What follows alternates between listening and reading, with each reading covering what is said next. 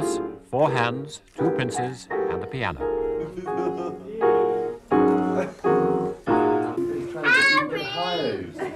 don't tread on my toe. It's a photo session at Kensington Palace with the Prince and Princess of Wales and family. I can't do a bit louder. Of course you can. I can't. They think they're doing fine for the photographer Tim Graham, but let's get ready for a better shot. Did he do that again, do you think?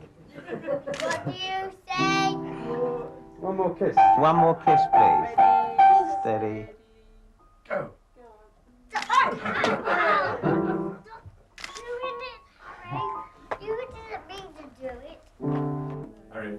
Harry. From father, a young pianist needs a cue on where to look.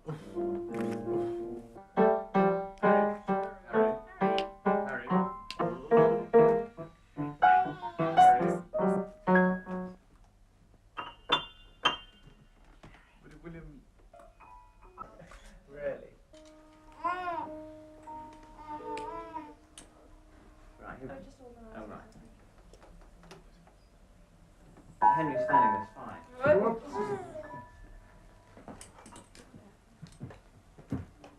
See.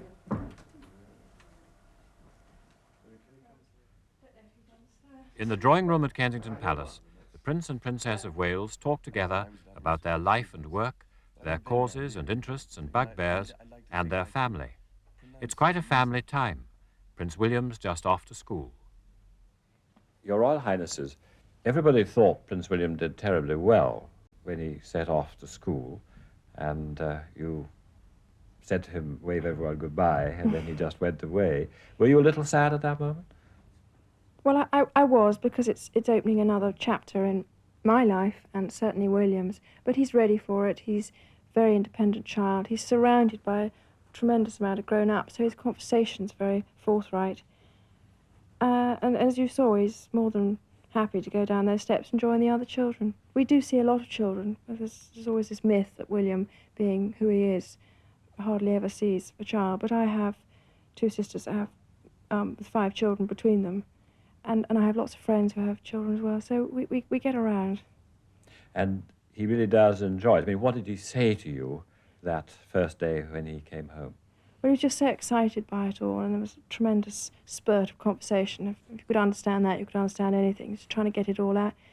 But he just adores other children, and very much an organiser, which probably might be helpful in future years. But he really loved it. Does he organise himself? Is he? Oh yes, he so organised that day that he chose his shorts and shirt. And it's best to put him in that if you want him to smile at the cameras. No, he's very happy to do that. And do you find already that Prince William has a will of his own? Well, he certainly does. I mean, he's a typical 3-year-old, because I've worked with 3-year-olds, and very enthusiastic about things, pushes himself right into it. He's not at all shy, and very polite, extraordinary enough. Where else, perhaps Harry is more quieter and just watches. Whether he copies William, we wait and see, but he's certainly a different character altogether.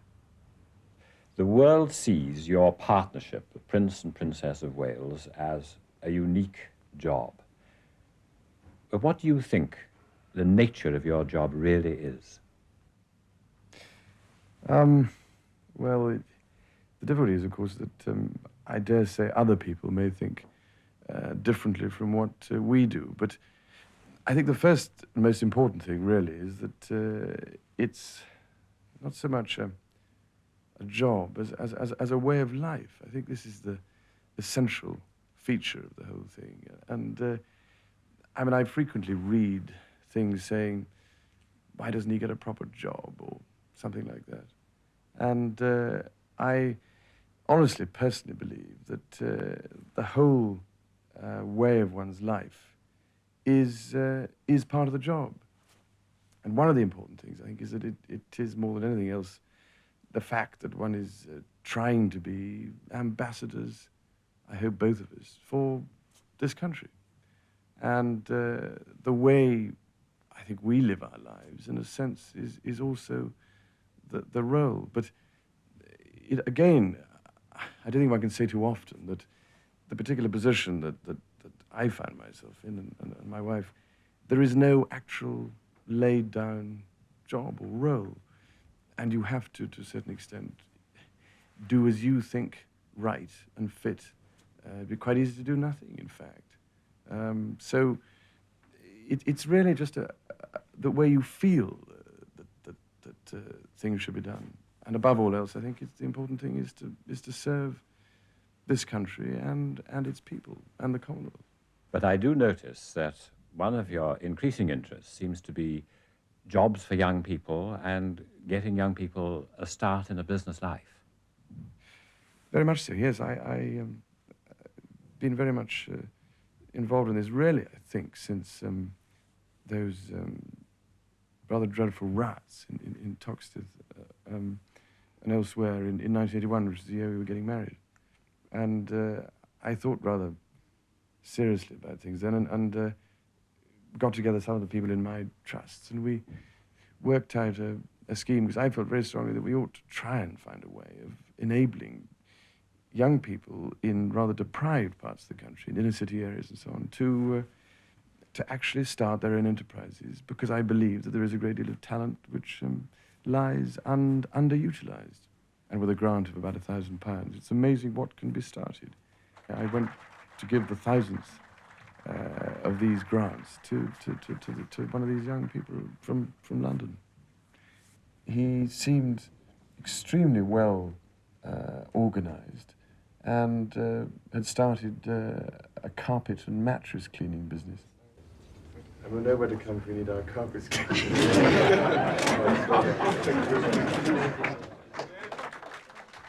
He's done a lot of, obviously, very cunning market research, because he discovered that by calling it the first national cleaning company or something, that it gets at the top of the list in the yellow pages. If you have a number like first, and it goes right to the top. So it's the first one you look at. But ma'am, when you go out on your engagements, launching things and lunching people and so on, it is a great responsibility, but what do you feel your role is? What is your contribution? I feel my role is supporting my husband, and whenever I can, and always being behind him, encouraging, and also, most important thing, being a mother and a wife. And that's what I try to achieve. Whether I do is another thing, but I did try. But you are developing your own interests and your own specialization. Yes, but that's taking time, because I don't want to dive into something without being able to follow it up. Nothing would upset me more than just being a name on a top of a piece of paper and not showing any interest at all. Hopefully the organisations I'm involved with see me 2 or 3 times a year, if the times, I can do it, I can fit it in. I just would long to help in all sorts of areas. Now, when you go out and see your charities and see the good causes, you were struck first by the hospices, weren't you? Yes. What particularly, when you first went into one, what did you sense about it? I'd always been led to believe that it was possibly an unhappy place, because patients went in there and not always did they come out. So it was fascination on one side and concern on the other. And certainly after I'd been around the first ward, I remember it so vividly. I was struck by the calmness coming out of the patients in their bed.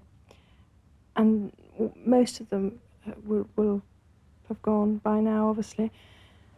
And it was confronting their illness. They were so brave about it and made me feel so humble. I feel underdressed. No, I don't. You sit down. Is this for me? Oh, yes. Yes. Nice to see you in the flesh. In the flesh. Well, Don't look too near, you might get a shock. I've seen enough photos of you. I know, there's too many of those. Sold in the shop downstairs. How much do you sell them for? £3.10 that one's going for. Is that all? Nurses bought it. Under pressure. So a lot of hard work goes into it. I mean, how long does it take to make Well, something I really like don't this? know. I do the teddies as well. you know, toy teddies. I haven't got one to show you. They're all sold. They go on, what shows what a success And they I are. can't keep coping. No, I'm not. It's a great demand. Yes. So I can knit a dishcloth only because it's square. Oh. You can't go wrong. No. They've tidied me up today. Have they got you up at dawn. I know, I'm sorry Yes. about that. Oh no, it's been lovely. It's lovely seeing you. And how are you feeling? Oh, I feel fine, thank you. Yes. I'm much better than when I first came. Look at it. These are all betting slips. Yeah, they're my better slips. Since I've never seen one, can you explain them to me? Oh, we just have a bet on them, eh? Oh, believe that, believe Bet anything. on 'em. I bet you've seen one, I bet you've seen one. She hasn't. Yeah, yeah. I'm not going to say. No. Right. Will you tell me? I'll be just Actually, see this sign down there. Just, Is that your writing? Yeah, yeah. And then someone takes that off? Yeah, so somebody just, I just do that into the betting slip, into them, and they just put it Is on that our this thing. afternoon's Yeah, race? yeah. Maybe the princess will get you a winner. Yeah, give me a winner today. What about the 3:15? Yeah, do. Oh look, Charles Duke. Let's grab Yeah, that one. do. Here you are. Yeah, do. Number 14. It's very apt, my husband, all right? Yeah, I know. Yeah, do. You let me know. Yeah, he don't win, I don't punch him in the ear hole. This is an institution which is developing in this country, and you feel it deserves more support. I think the word institution makes it sound like a hospital with long corridors. It's not at all. The atmosphere itself is a very welcoming one, homely, and giving the person who perhaps has 4 hours to live or 3 weeks to live the best possible feeling of security and understanding in the situation that they can possibly give. And also Dr. Bernardo's with mentally handicapped children.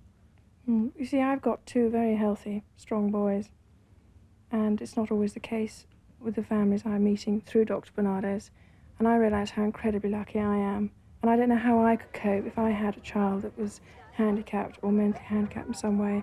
So for me, I'm going out there to meet these children, and I'm learning all the time and trying to understand, trying desperately to understand how they cope.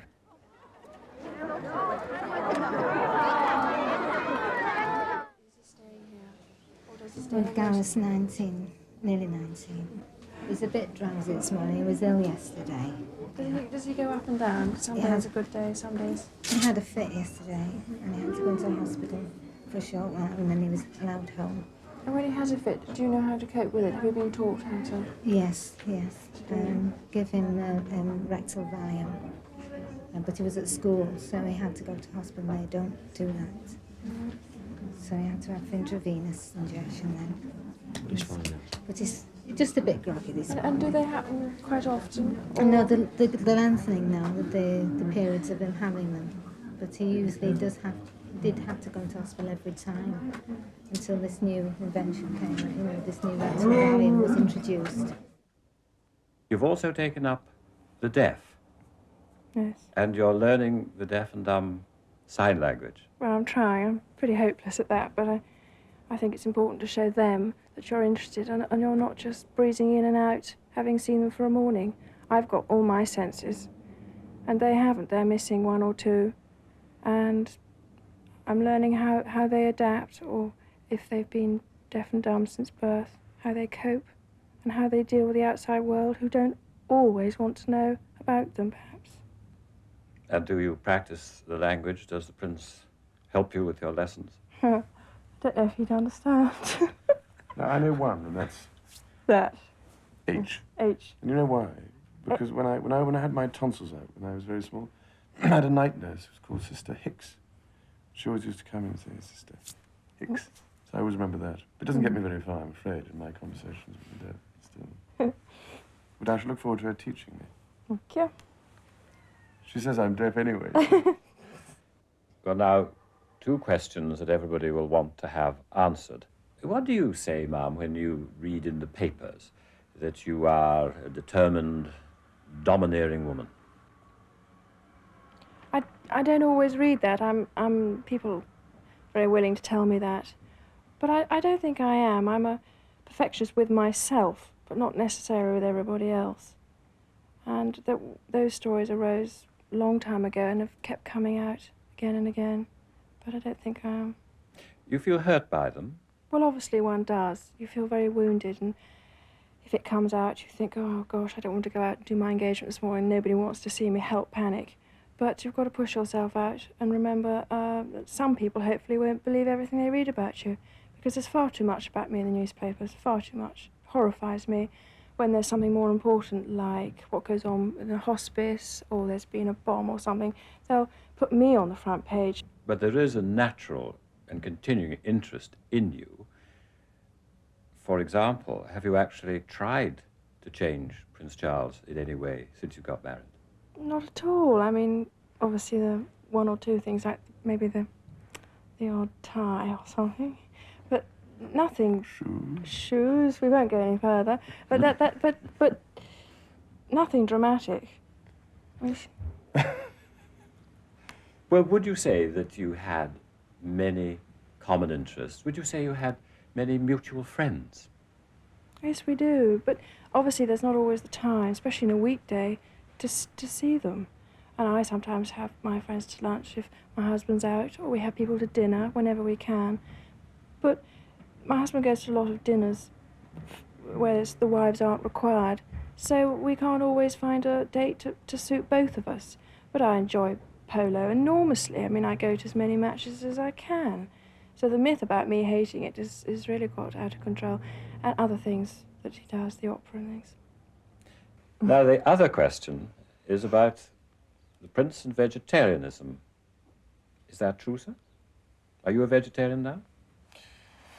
I know I'm not a complete vegetarian, no, but I think I started to examine the things I ate slightly more carefully than I had done before, and became slightly more conscious of what I was eating, which I hadn't done. And I actually now don't eat as much meat as I used to. I eat more fish.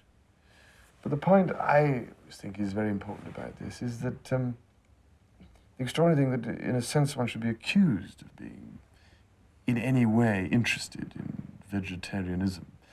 Because if you only ate meat and no vegetables, nobody would complain at all, which always seems to me rather illogical.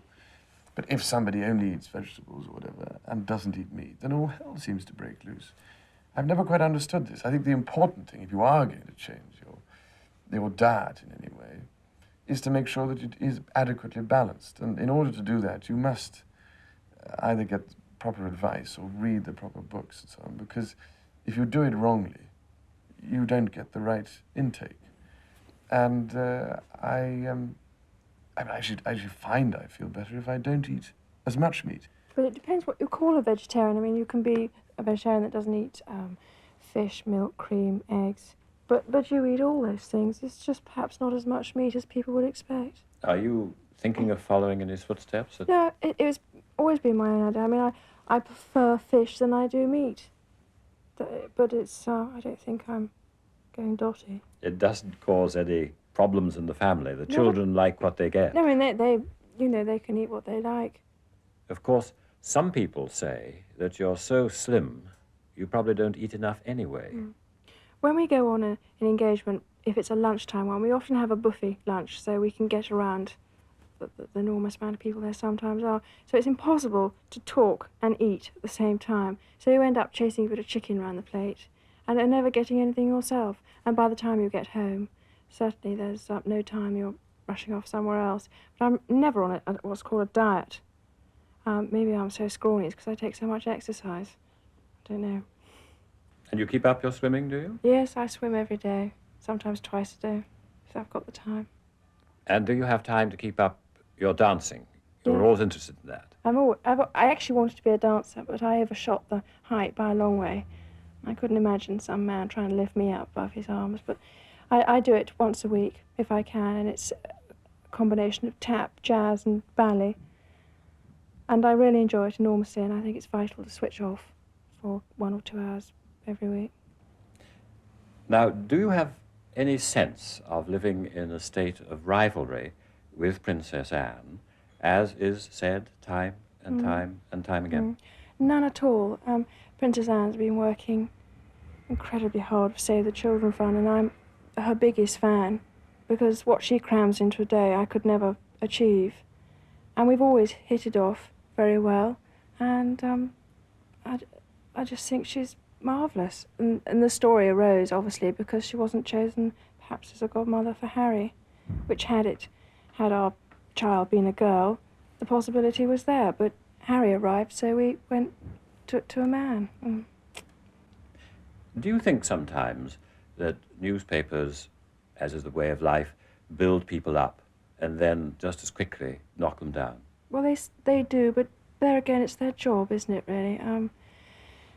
I came in on the scene and I apparently could do no wrong, but it's quite interesting to see the niggly things that go on now that I apparently perhaps could be doing wrong.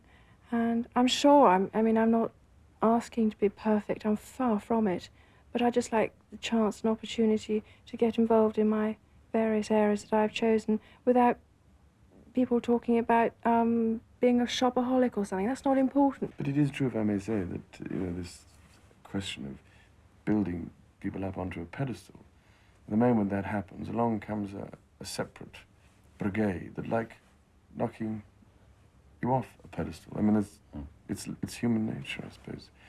So from that point of view, it's actually true what you say, I think, isn't it? Well, on your pedestal, sir, there are people who say that some of your interests, say like alternative medicine, are mildly eccentric.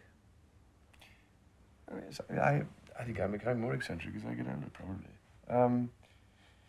Well, clearly, something like, I prefer to call it complementary medicine, can easily be considered by people who don't think that it has any relevance at all as eccentric. I can understand that. But all I am concerned about is that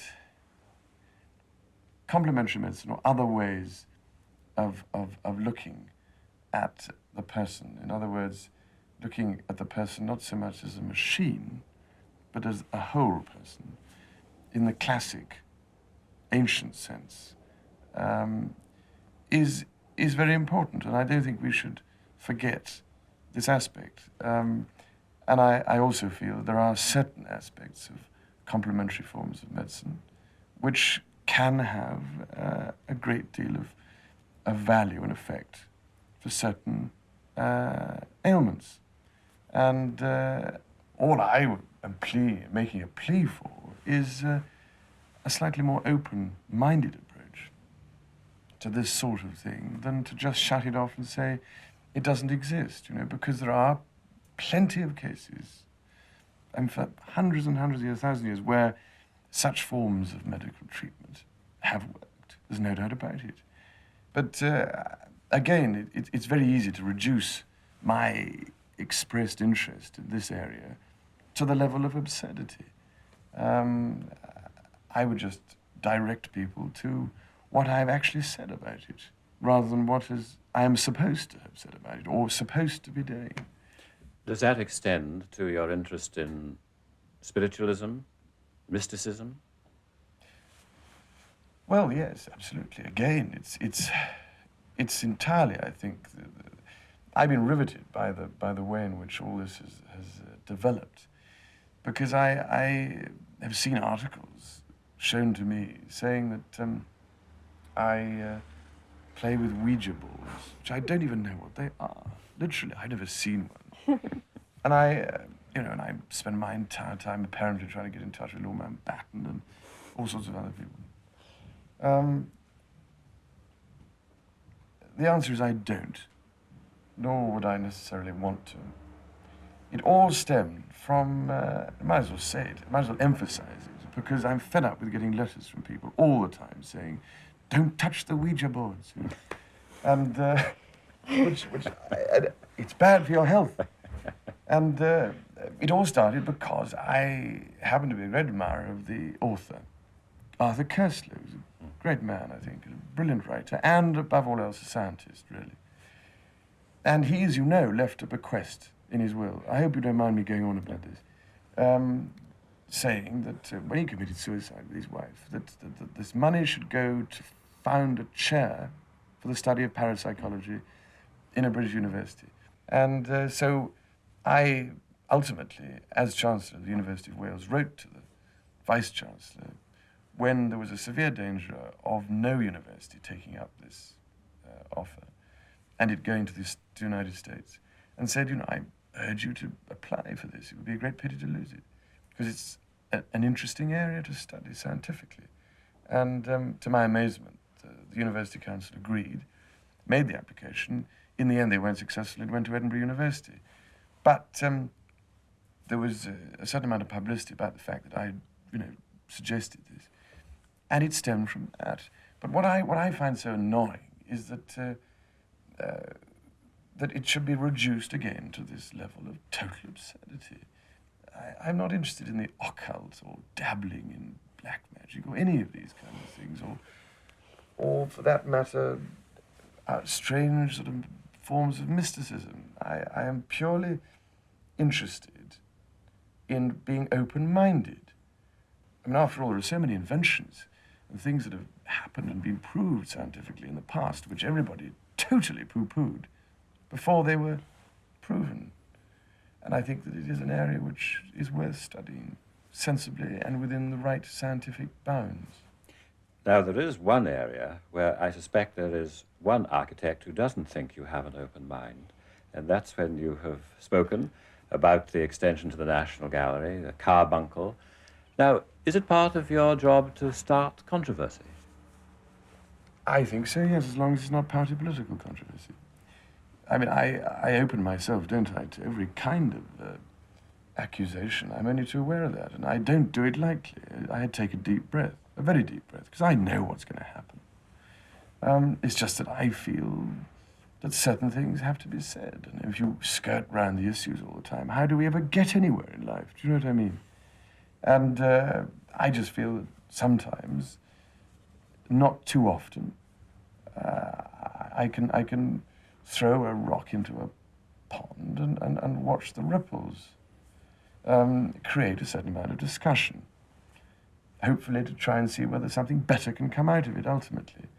With the architecture side of things, I happen to feel very strongly indeed about our surroundings, and I discovered through a little market research I did before I made that speech, talking to people generally, that a lot of other people who weren't architects, weren't professionals in that area, shared my anxiety about the way in which things were going.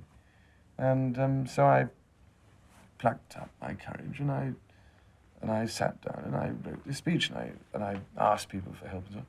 But I have since, as a result, met a large number of architects, and I'm learning a great deal as I go along. I've enjoyed myself enormously following that particular foray. And I've met the architects concerned of the National Gallery extension. And I've had them to dinner here, and we've had some very enjoyable discussions. And I have told them that I totally sympathized with the brief that they had, that it was almost impossible for anybody to produce something reasonable in terms of design out of a brief like that, which required a gallery extension and offices as well. I mean, it's almost impossible. Since that time, funnily enough, the controversy has been, I think, a positively valuable thing, because it's starting people to think again. And the other point I also very much wanted to make was that the actual level of patronage shown in this country towards architects is not good enough, really. In America, they take much more trouble. And I think this is another point that architects have made to me since that speech, that this is an area that, again, needs to be emphasized. Now, ma'am, a question of clothes and your clothes. So much attention, public attention, is focused on them, and so important to the fashion industry in this country. How much time do you have to give to your clothes? Not as much as perhaps people think. My clothes are not my priority. I enjoy bright colours, and my husband likes to see me look smart, presentable. And fashion isn't my big thing at all. Obviously, if I'm helping the fashion industry and helping the British side of things, well, that's marvellous. But I never tried to do that. And I do think there's too much emphasis on my clothes. But going away to Australia and the United States, that must involve quite a bit of work. Well, it was like when we first went on tour after we got married. I mean, I'd had not the capacity of clothes. I mean, I had to buy endless new things, of course, because I just didn't have them. Because on a tour, you change 3 or 4 times a day. You can, sometimes. And obviously, I had to buy new things, and that was the problem. The arrival of all the new clothes were causing tremendous criticism. But what else could I do? I couldn't go around in a leopard skin something, I don't know. I had to produce something that was decent. Do you take his advice? Absolutely, but I mean, I ask him, but if this looks right or that looks right, but the chances of turning up in what he says is absolutely nil. She asked me, you see, which one do I wear? I said, why did you wear that one? Okay, and the other Turns one. out it's something else. Why do you ask me? I don't know. But But how... I do, I think it's, you know, I like seeing a lady well-dressed. And it was one of the things I always noticed about her before we got married, was she had, I thought, a very good sense of style and design, which I appreciate, I notice. I was like with architecture and buildings. I mean, if you observe, you notice these things. And I mean, she's always dressed very well, I think. But what do you do about designers? I mean, are they recommended to you, or do you pick up an idea here and there to Well, go to the right person? When I first arrived, there were a lot of people to help me, and it's now really my own choice.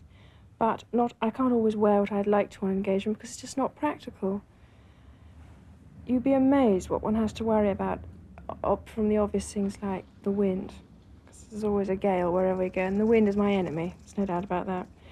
And you've got to put your arm up to get some flowers, so you can't have something too revealing, and you can't have hems too short, because when you bend over, there's 6 children looking at your skirt, and it goes on like that. You've got to be, clothes are for the job. They've got to be practical, and sometimes I can be a little outrageous, which is quite nice, sometimes.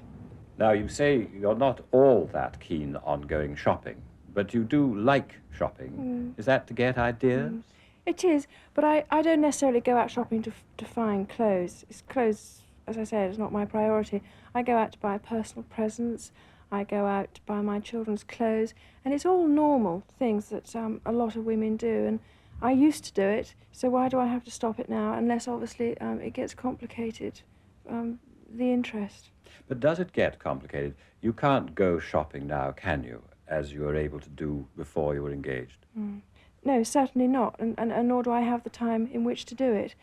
But it helps me to see what's around, not necessarily clothes, but books, all sorts of things. And it's just nice to just keep in touch with everybody, or go out shopping with a girlfriend who wants to buy something and wants me to come along. But it's a penalty of the job that Yes. you can't behave as you used to. I think that's probably just as well, if you knew how I used to behave. But did you know what you were taking on in that kind of sense? Not being able to just walk down the street? No, I didn't. Did you find it difficult to adapt? I did, yes. Purely because there was so much attention on me when I first arrived on the scene, and I wanted to get my act together, so to speak. And I had so many people watching me, and the pressure was enormous. But as years go on, it gets better. But you're still learning all the time. Do you feel, the two of you, that you are in touch with young people, plain young people of your age? I think you are, darling, aren't you? Yes. But I mean, she's younger than me, which is a great thing. By quite a long way, it was very bad luck on her. Because I'm sure it must be absolute hell living with an ancient old thing like me. But, no, I mean, one of the things is that I trust she'll keep me reasonably young in some aspects. But I've had great fun in the last few years. Since the status quo, that group offered the proceeds of their 21st birthday concert to the Prince's Trust. And as a result of that, I've since then met an awful lot of groups, and then together we've met a lot. And it has been the greatest fun meeting a lot of them, and hearing their music, which I must admit I hadn't heard much before. Mainly because, I don't know, there's the time factor and things, and I do like classical music, but I also like some pop music, not all of it by any means. Do your tastes coincide? On what? Pop music. Well, yes, sometimes, yes. Not always. I mean, some I don't, and you don't necessarily with mine. Well, I've got a reputation for liking all the people we go to concerts with, but we go and hopefully it's going to raise money for my husband's charities. But we are great, both of us love classical music and the opera and the ballet, and go whenever we can to see it. And you're pretty self-reliant when you want to listen to music because you have your own stereo headphones that you take with you. Yes, I'm a great believer in having music wherever I go, whether it's a headset or a radio or a record player.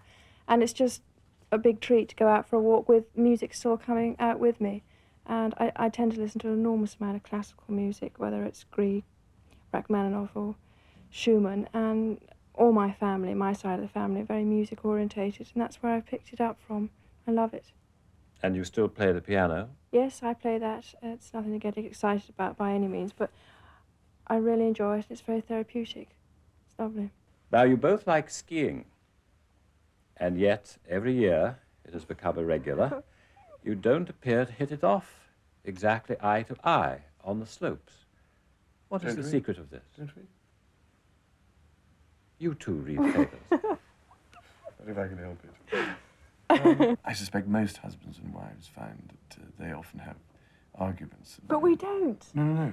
But occasionally we do, because I mean, No, we don't. I'm, you know, I'll go on longer sometimes. Yes, but I'm faster.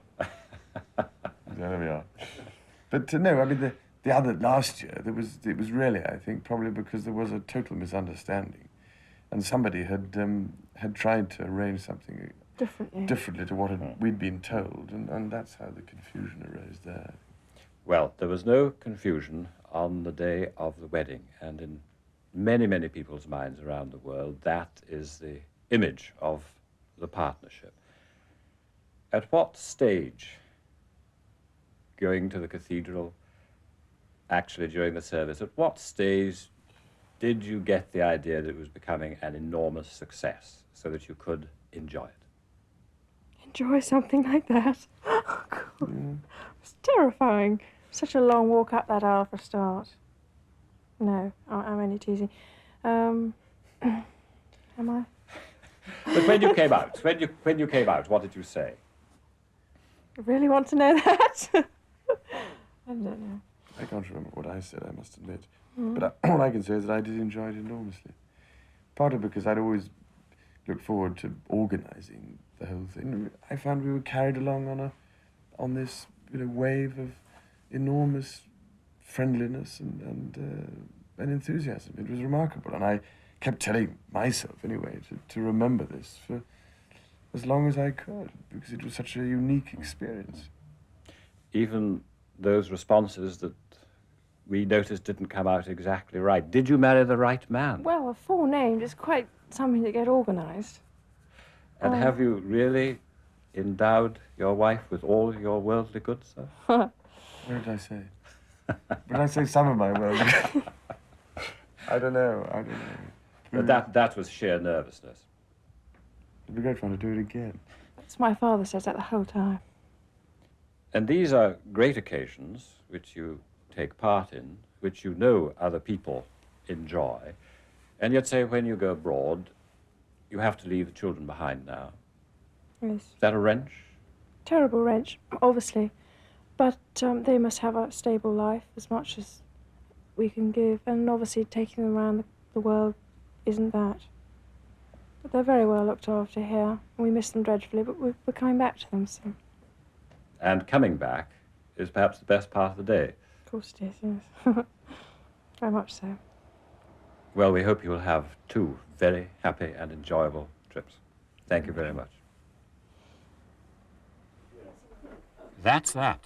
Prince William thinks that's quite enough. Hey! On your feet. Make funny faces over there. Why should I do this? And Nanny Barnes brings in Prince Harry for the picture. Harry. Right, stand up now. William, take Harry's other hand. William, you take Harry's other hand. Okay, Last here we go. roll. That's fine. And You want to look at him over there? But you can't control all of the people all of the time. Come on, Harry, go get him. can I go back to maybe just the two of you, just for a moment? I think if you'd still be facing the prince for me. That's. I'm sure Harry had to play the piano. You can't play it with him. Go on. Can't play. Here we go. Shall we play it again, Harry? That's To lovely. try pan the piano. Right, fine, thank you. You've now got with to the try trouble do at the the piano. Sebastian, I need some room. Okay.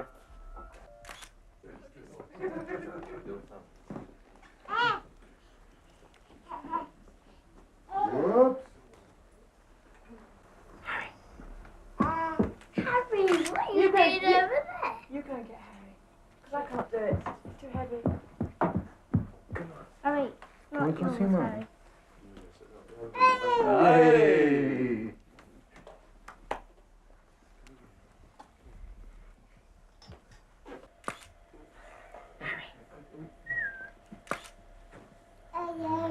So if you turn slightly towards me, I'm just trying to avoid a light in the window behind us. What's on his head? That's Harry, go. He's trying to do my hand off. Harry, stop doing ow. Harry. Look, sit him on your shoulder. Harry. Hey. Hey, Barbara. Look. Gotcha.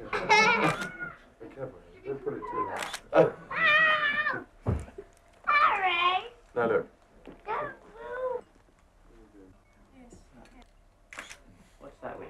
So, Go on, take a a bus, is it?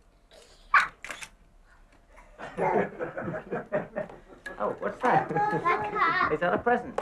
Help a car. Knock, knock.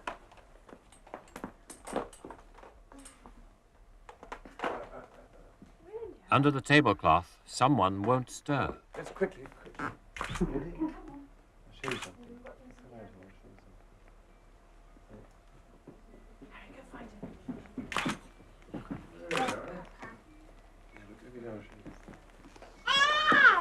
Harry, look.